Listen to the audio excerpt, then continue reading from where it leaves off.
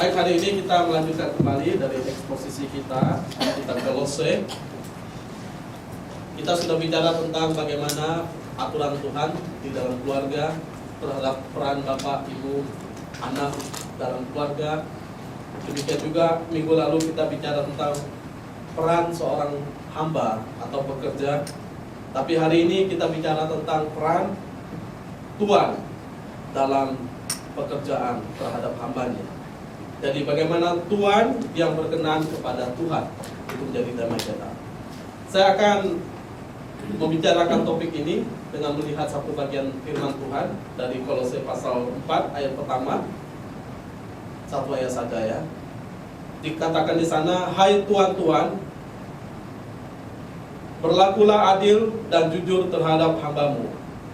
Ingatlah bahwa kamu mempunyai Tuhan di sorga."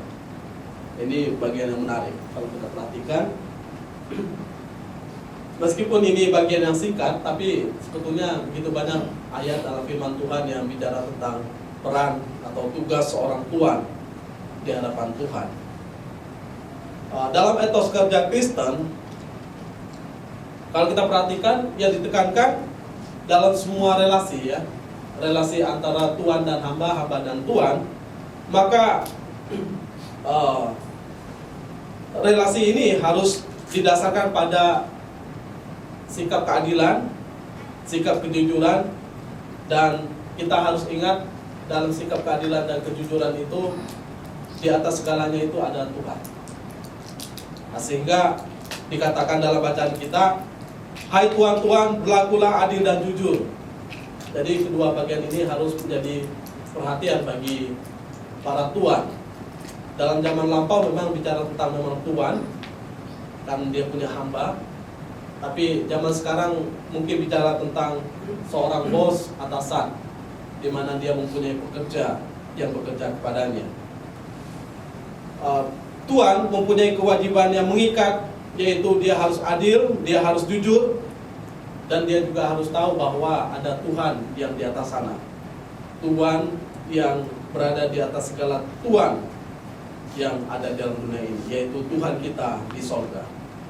Kalau kita perhatikan apa yang dikatakan oleh Henry Matthew ya,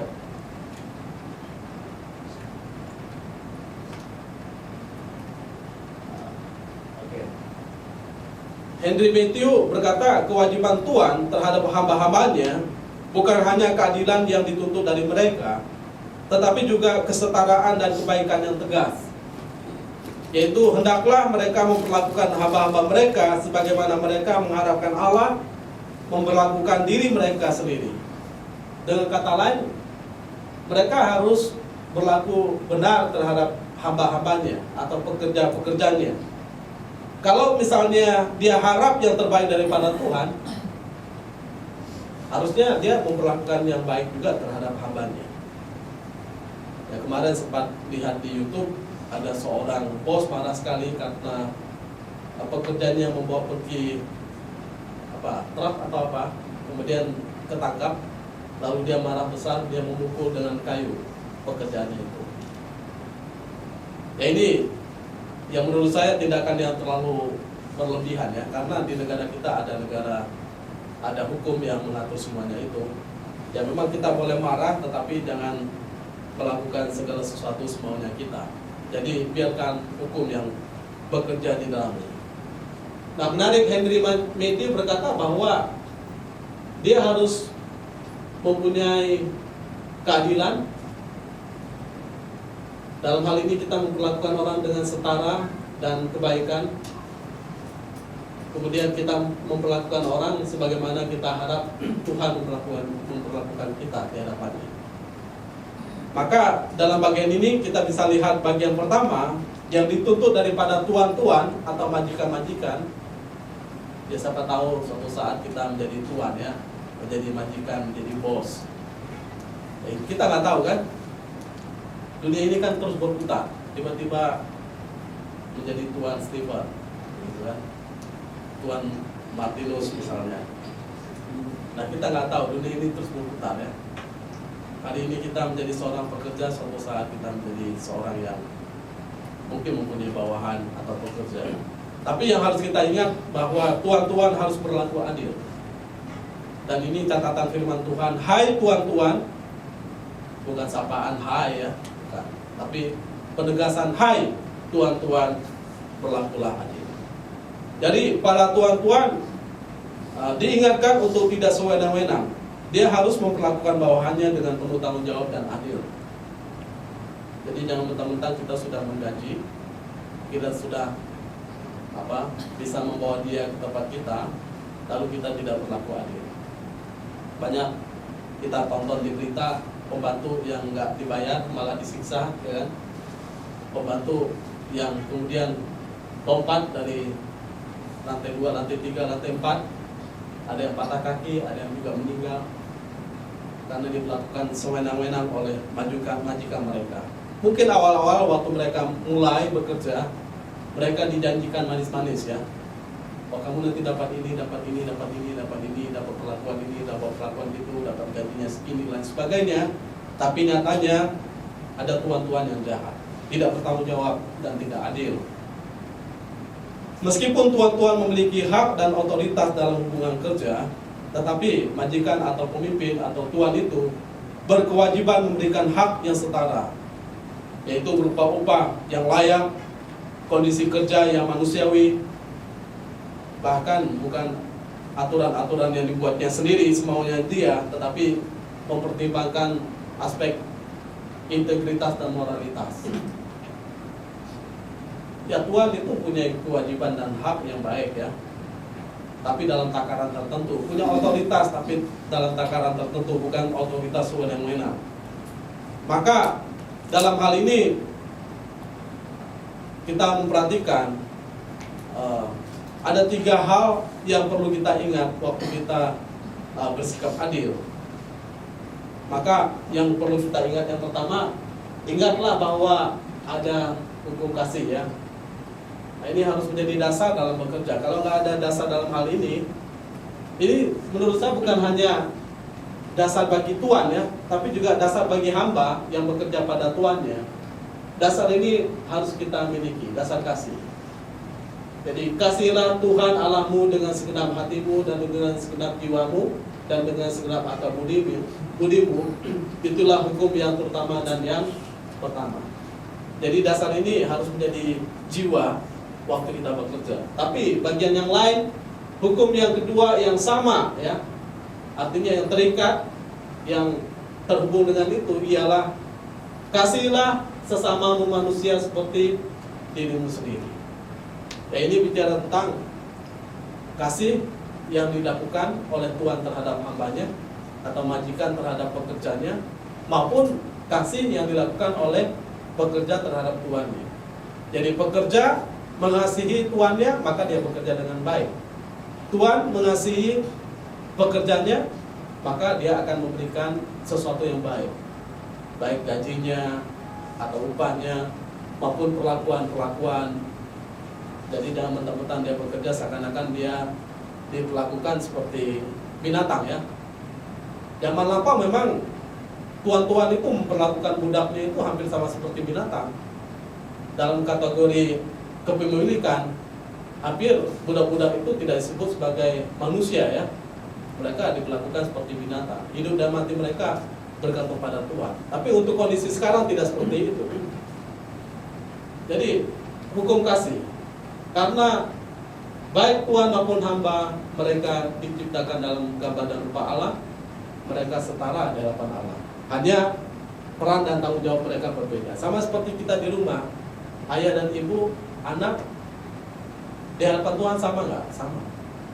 Hanya peran mereka beda. Ada yang menjadi ayah, ada yang menjadi ibu, ada yang menjadi anak. Ada demikian juga, ada yang menjadi bos, ada yang menjadi bawahan. Kita juga harus ingat aspek, yaitu hukum kepemimpinan Kristen yang dikatakan dalam Alkitab Matius 20:25-28. Tetapi Yesus memanggil mereka lalu berkata, kamu tahu bahwa pemerintah bangsa-bangsa memerintah rakyatnya dengan tangan besi, dan pembesar-pembesar menjalankan kuasanya dengan keras atas mereka. Tapi dikatakan tidaklah demikian di antara kamu.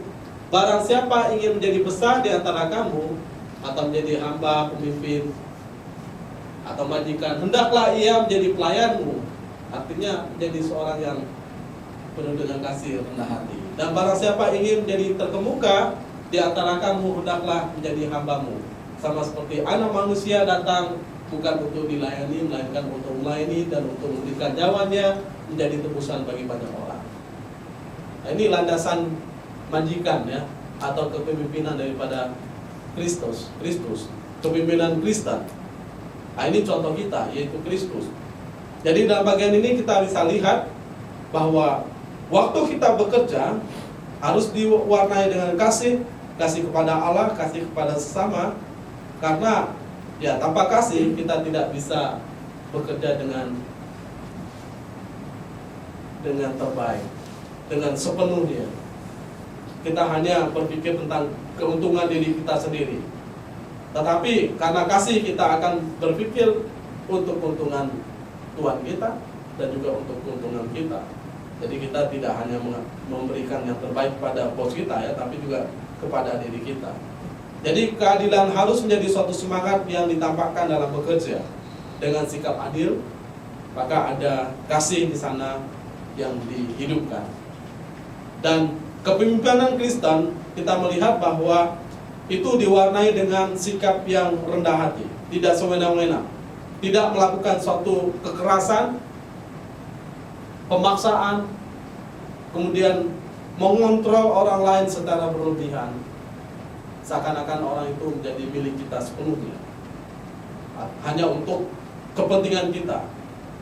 Jadi memang ada bos-bos yang merasa bahwa kita sudah dibayar ya, lalu ya terserah saya mau saya ngapain. Maka saya tidak setuju kalau ada hukum yang berkata apapun kesalahan bos maka harus kembali ke hukum yang pertama, bos tidak pernah salah. Nah, itu salah menurut saya. Karena dalam kepemimpinan Kristen tidak seperti itu.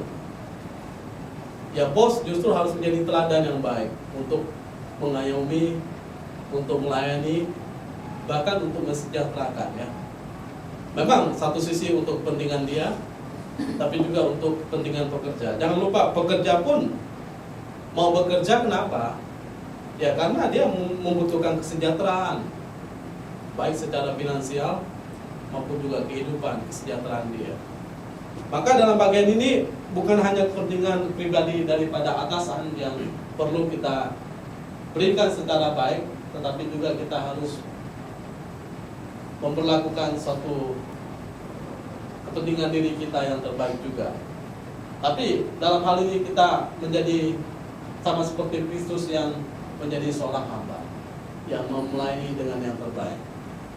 Jadi berlaku adil itu ditampakkan melalui 3 sikap yang kita bisa perhatikan secara jelas, bahwa berarti tidak curang ya. Tidak curang artinya tidak bertindak semaunya, mengakali, melanggar aturan yang telah disepakati bersama hanya untuk kepentingan pribadi. Bahkan seringkali para bos ini tidak segan-segan dia melawan hukum atau bertindak di luar takaran moralitas yang berat. Hanya apa? Karena untuk kepentingan sendiri akhirnya dia merugikan orang lain. Ya memang lebih bagus kita bekerja pada bos yang fair ya, bos yang adil, bos yang jujur. Misalnya keuntungan ada pembagian, ya tentu sebagai bos dia punya lebih porsi lebih banyak karena dia punya modal usaha, dia yang mengatur segalanya dari awal sampai berjalannya. Tapi pekerja pun berhak mendapatkan hal yang terbaik. Sehingga misalnya kalau misalnya ditentukan ada BPJS, ada ya BPJS kesehatan, BPJS ketenagakerjaan, dana pensiun dan sebagainya, kalau memang itu tercantum dalam hukum, ya sebaiknya bos melakukan hal yang benar. Jadi tidak curang ya, tidak seakan-akan ya karena dia bodoh maka dia diam-diam aja. Yang penting dia nggak tahu apa yang terjadi. Kemudian tidak melakukan kekerasan atau penindasan. Kekerasan itu bisa berupa verbal ya, kata-kata, dan kemudian bisa secara fisik, tetapi dilarang seorang tuan untuk melakukan penindasan dan kekerasan. Kalau kita perhatikan dalam kitab Imamat pasal 10, terutama bagian 13 bagian A, jangan menindas atau kata lain memeras, merampas sesamamu manusia. Dalam terjemahan TSI dan juga dalam TB1 itu dikatakan seperti itu. Jadi seorang tuan dilarang menindas, memeras, merampas sesamanya. Ini tindakan-tindakan kekerasan bisa terjadi dengan cara demikian. Yang kita perhatikan bahwa tindakan pemerasan, tindakan menindas, merampas itu dilakukan oleh bangsa-bangsa yang tidak mengenal Allah sebetulnya. Tadi sudah kita baca bagian itu. Kemudian kita lihat waktu Israel mereka berada dalam pembuangan di Mesir, maka perbudakan Mesir, maka mereka dikatakan mengalami penindasan yang luar biasa, ya, kekerasan yang luar biasa dalam bekerja. Pekerja mereka diperberat, ditambah, kemudian hak mereka tidak diberikan. Akhirnya mereka sangat menderita dan mereka berteriak kepada Tuhan. Dan kita bisa lihat juga bagaimana perlakuan daripada Tuhan, yaitu mengurangi hak. Dikatakan dalam Ulangan 24 ayat 15, janganlah kau tahan upah seorang pekerja harian sampai besok harinya. Jadi menahan hak tidak boleh, ya. Kalau zaman lampau dia bekerja hari ini harus dibayar hari ini. Itu tertuang dalam hukum Taurat. Jadi tuan yang melakukan penahanan terhadap upah mereka yang bekerja, maka dia ada hukumannya. Pada hari itu juga haruslah engkau membayar upahmu sebelum matahari terbenam. Ia mengharapkannya karena ia orang miskin, supaya ia jangan berseru kepada Tuhan mengenai engkau, dan hal itu menjadi dosa bagimu. Jadi Ulangan 24 ayat 15 memberitahukan bahwa jangan sampai orang itu nanti berteriak pada Tuhan, padahal dia sangat butuh, harusnya dia makan hari ini, tapi gara-gara ditahan upahnya jadi nggak makan, ya kan? Harusnya dia bayar uang sekolah hari ini, tapi gara-gara tidak dibayar upahnya jadi nggak bayar uang sekolah. Maka lalu orang itu ngadu kepada Tuhan, nanti dia akan menerima balasan daripada Tuhan. Itu menjadi suatu dosa, ya.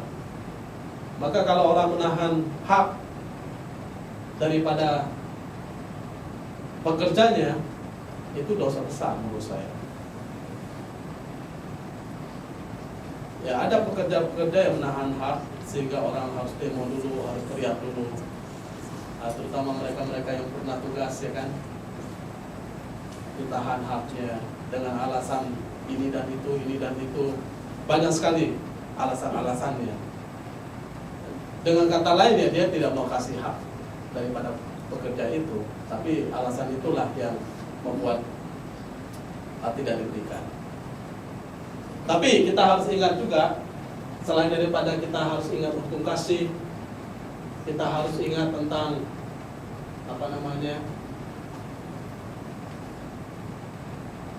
hukum kepemimpinan Kristen. Lalu berikutnya kita harus ingat tentang hukum tabur tuai. Nah, ini seringkali kita dengar, ya. Ya, ada yang berkata hukum tabur tuai, ada yang berkata hukum konsekuensi. Jadi apa yang kita berbuat, ya itulah nanti akan menjadi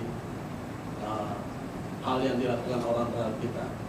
Alkitab berkata, Galatia, ya, 6 ayat 7, jangan sesat, Allah tidak membiarkan dirinya dipermainkan. Kalau orang berlaku curang, maka sebetulnya yang mereka permainkan siapa? Bukan manusia. Mereka mempermainkan Tuhan. Jadi karena apa yang mereka tabur, itu juga yang akan dituai. Kita bisa memperhatikan bahwa kepastian bahwa memang Allah nggak bisa dipermainkan manusia. Jadi dengan kita mempermainkan orang lain yang mungkin lebih lemah, lebih miskin, maka kita sebetulnya sedang mempermainkan Tuhan kita. Jadi jangan menjadi orang sesat. Allah itu tidak bisa dipermainkan. Kemudian kita perhatikan dalam Mazmur 126 ayat 5, orang-orang yang menabur dengan mencucurkan air mata akan menuai dengan sorak-sorai. Nah, ini memang seringkali kita artikan bahwa saya kerja keras lalu ada berkat Tuhan. Tapi di sisi lain kita bisa melihat ini hukum tawar tuai atau hukum konsekuensi. Orang kerja keras ya dapat berkatnya.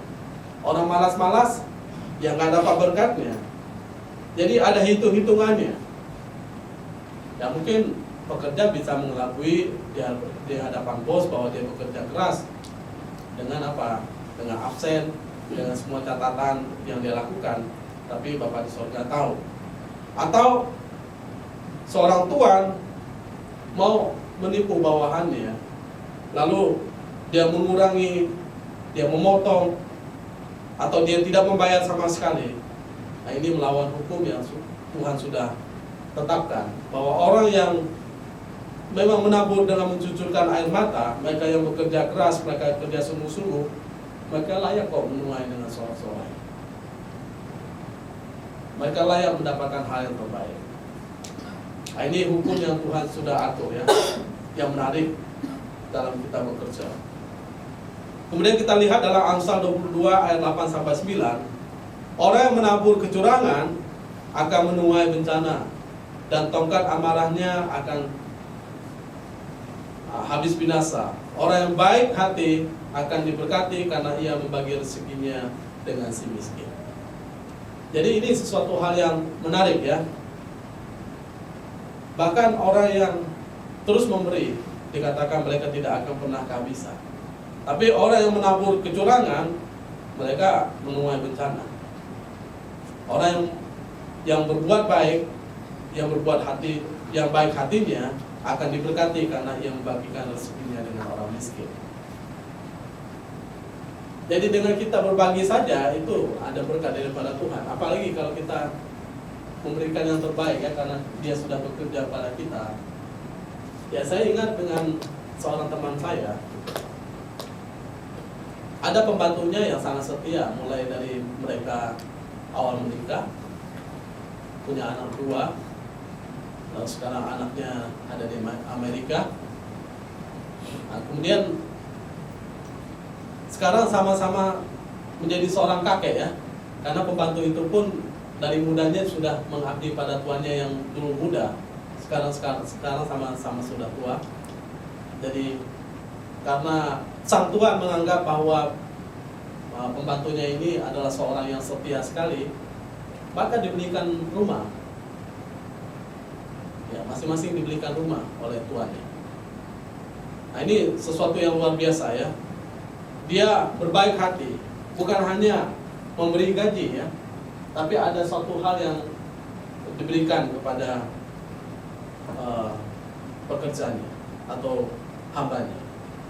Bagian yang kedua, tuan-tuan itu harus berlaku jujur. Berlaku jujur dalam hal ini kita perhatikan dalam teks kita yang kita baca, dikatakan, hai tuan-tuan, berlakulah adil dan jujur terhadap hambamu. Jadi tuan-tuan itu dituntut untuk berlaku jujur. Berlaku jujur artinya bersikap benar dan baik. Benar dalam perkataan maupun juga benar dalam perbuatan. Seorang tuan atau majikan tidak diperbolehkan untuk memperlakukan bawahannya dengan tidak benar. Dengan apa? Dengan menipu, dengan manipulasi, dengan eksploitasi dalam relasi antara atasan dan bawahan. Hanya menggunakan demi kepentingannya ya. Jadi dalam hal perkataan, seorang majikan harus berkata benar sesuai dengan kenyataan atau fakta. Tidak boleh melakukan manipulasi. Dia tidak boleh mengurangi fakta-fakta atau melakukan sesuatu dengan cara berbohong sehingga mempersulit bawahannya atau hamba-hambanya. Dia harus mempunyai perkataan yang benar, perkataan yang jujur. Ya, kita perhatikan banyak sekali mungkin tuan-tuan yang di dunia ini ya, Ya harusnya tuan-tuan Kristen itu tidak seperti itu. Ngata-ngatain bawahannya dengan perkataan yang tidak benar, atau dengan tuduhan-tuduhan yang tidak benar. Dia tidak mencuri, dituduh mencuri misalnya. Dia tidak melakukan itu, dituduh melakukan itu dengan kata-kata. Kemudian dalam perbuatan seorang majikan harus memperlakukan bawahannya atau pekerjaannya sesuai dengan aturan yang benar. Tadi tidak curang, dia berbuat yang baik dalam perlakuan dia terhadap bawahannya. Ya, kita bisa lihat majikan-majikan, terutama majikan untuk pembantu rumah tangga ya, atau asisten rumah tangga, banyak juga yang kasar-kasar. Mereka berani memukul. Ada satu keluarga yang memukul pembantunya. Dia menderita sekali ya, diserang oleh satu rumah. Nah, ini keterlaluan. Jadi dalam hal ini seorang tuan harus berlaku benar, berlaku jujur. Kejujuran itu sangat penting. Kenapa? Karena ini menjadi fondasi utama dalam kepercayaan orang terhadap orang lain atau bawahan terhadap tuan. Nah, kejujuran itu juga sangat penting. Karena apa? Karena menciptakan kedamaian pikiran. Bayangkan kalau kita punya bos yang tidak jujur ya. Wah, bisa penuh dengan kekhawatiran semua orang yang di kantor itu. Nah, tapi kalau bos ini terbiasa orang yang jujur, dapat dipercaya, maka kita tidak khawatir bekerja di tempat itu. Karena pasti mungkin sama sekali tidak ada permasalahan hukum, atau tidak ada permasalahan dalam semua hal yang dia lakukan. Jadi tuan-tuan harus berlaku jujur, baik dalam relasi dengan orang luar, dalam kerjasama, maupun juga dengan orang yang ada di dalam lingkungan kerja. Yang bagian berikutnya, bisa diklik.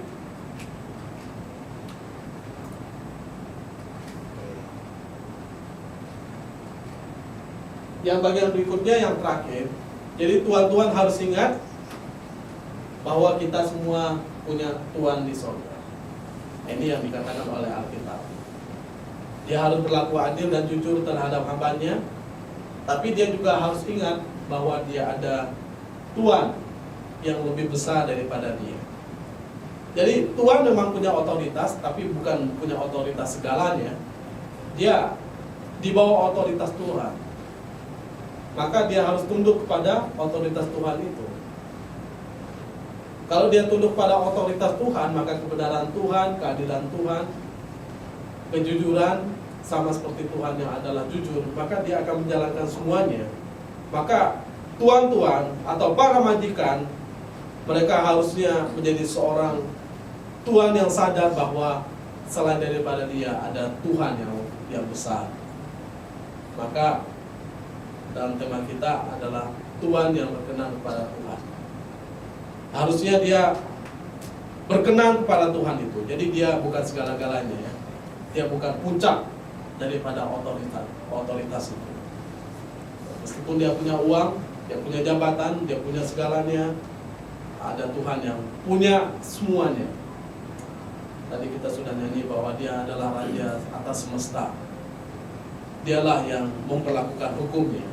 Jadi ia melihat apa yang kita lakukan, pemberlakuan dia terhadap bawahannya, atau pemberlakuan dia terhadap pembantunya, terutama yang gampang adalah terhadap security-nya, terhadap asisten rumah tangganya, terhadap pekerja tamannya, atau terhadap karyawannya, ya kan?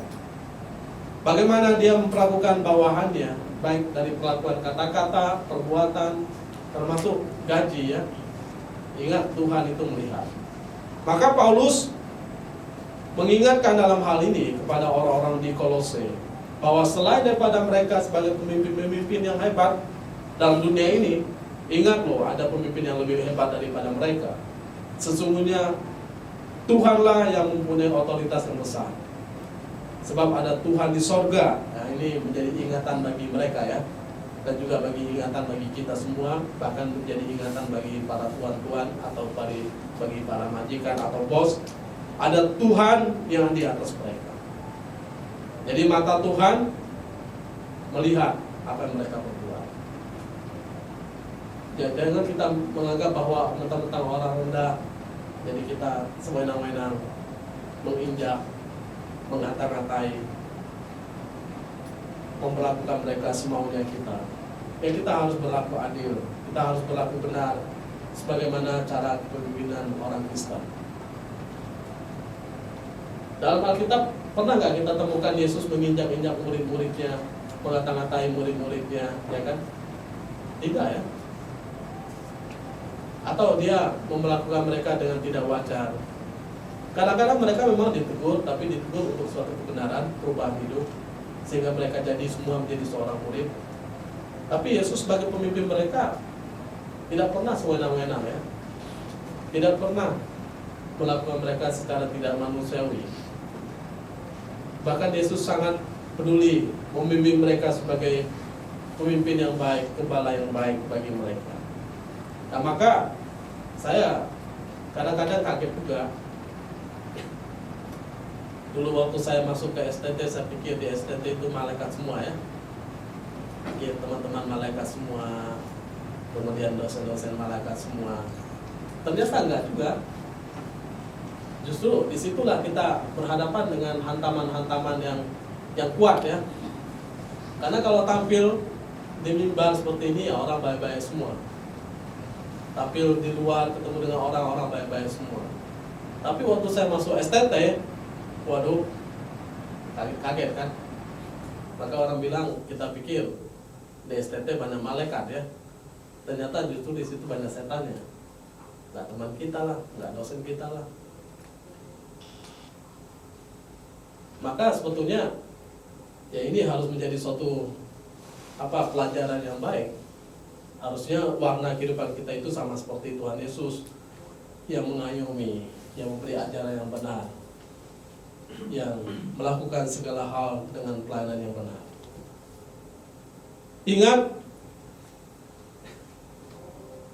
ini, kita semua itu setara di hadapan Tuhan. Mungkin status di dunia ini yang membedakan kita, ada Tuhan, ada majikan. Tapi di hadapan Tuhan apa? Semua sama. Maka kita nggak boleh berlaku semena-mena. Baik atasan maupun bawahan memiliki status yang setara di mata Tuhan. Keduanya sama-sama apa? Memiliki Tuhan di sorga. Dan kedua-duanya nanti akan diadili oleh Tuhan yang di sorga. Maka sama status mereka di hadapan Tuhan. Kita semua bekerja untuk siapa? Untuk Tuhan, untuk kemuliaan nama Tuhan. Jadi waktu kita bekerja memang sepertinya kita bekerja di dunia untuk seorang Tuhan, atau sama seperti pelayanan ya. Pelayanan saya untuk suatu pekerjaan Tuhan di gereja itu. Tapi prinsipnya kita bisa melihat bahwa apa yang kita lakukan lebih jauh lagi, yaitu untuk kemuliaan nama Tuhan, untuk memuliakan Tuhan. Jadi bukan sekedar untuk manusia di dunia ini. Ya kalau misalnya saya hanya melihat manusia, saya akan kecewa ya. Ya karena saya melakukan untuk manusia.